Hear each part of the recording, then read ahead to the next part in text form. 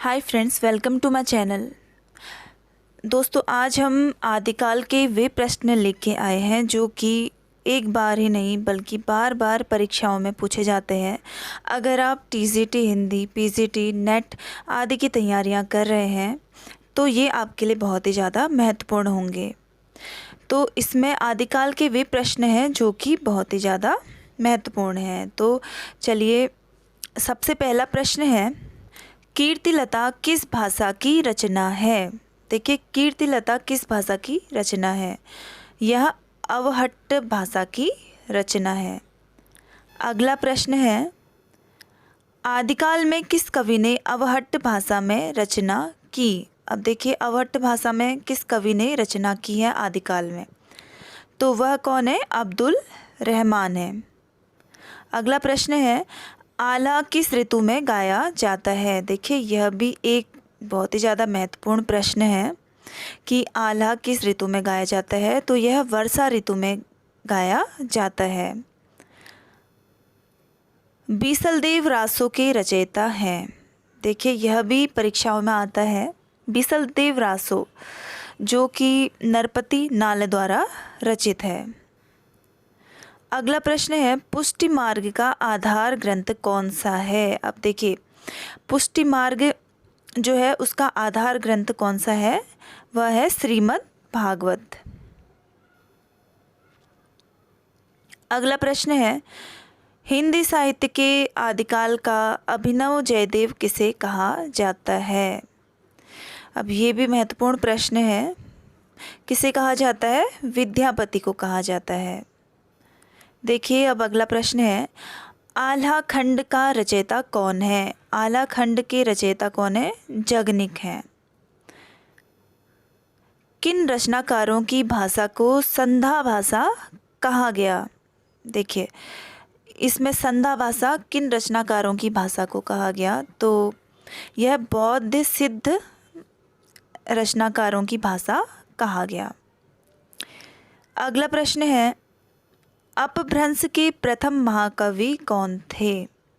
देखिए, अपभ्रंश के प्रथम महाकवि कौन थे? स्वयंभू। अगला प्रश्न है, हिंदी का प्रथम महाकाव्य कौन सा है? देखिए, बार बार यह भी परीक्षाओं में आता है, पृथ्वीराज रासो। अगला प्रश्न है, आल्हा खंड किसने लिखा? आल्हा खंड जगनिक ने लिखा। अगला प्रश्न है, आदिकालीन साहित्य में वीर रस की रचनाओं में किस भाषा का प्रयोग किया गया? तो यह डिंगल भाषा में किया गया। अगला प्रश्न है, खलिक बारी किसकी रचना है? देखिए, खलिक बारी अमीर खुसरो की रचना है। अगला प्रश्न है, राउरवेल किसकी रचना है? राउरवेल रोड कवि की रचना है।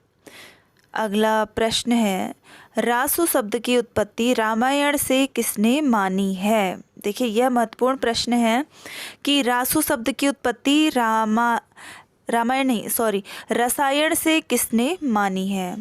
देखिए, यह रामचंद्र शुक्ल ने मानी है। अगला प्रश्न है, राहुल संकृत्यायन ने हिंदी का प्रथम कवि किसे माना है? किसे माना है? सरहपा को। अगला प्रश्न है, पवनचर्यु किसकी रचना है?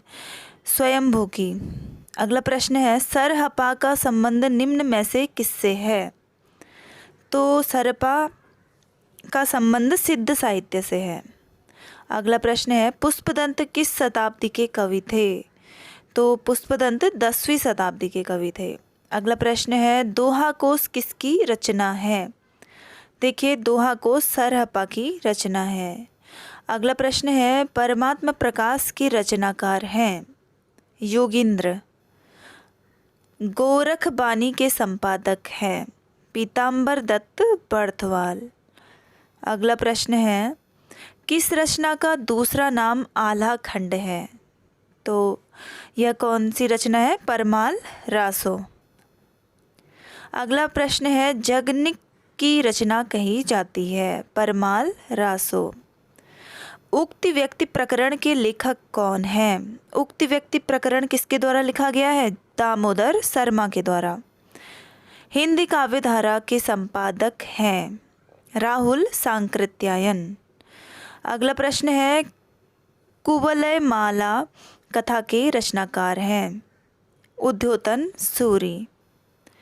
अगला प्रश्न है, खुसरो की रचना खलिक बारी वस्तुतः है, उसमें क्या है? कहमुकरियों का संकलन है। अगला प्रश्न है, किस समीक्षक ने विद्यापति की पदावलियां को जीव और परमात्मा के संबंध का रूपक माना? तो देखिए, यह आनंद कुमार स्वामी ने माना, विद्यापति की पदावलियों को जीव और परमात्मा का संबंध माना है। अगला प्रश्न है, रणमल्ल छंद नामक काव्य किसने रचा? श्रीधर ने। अगला प्रश्न है, जयदेव से प्रभावित विद्यापति की कौन सी रचना है?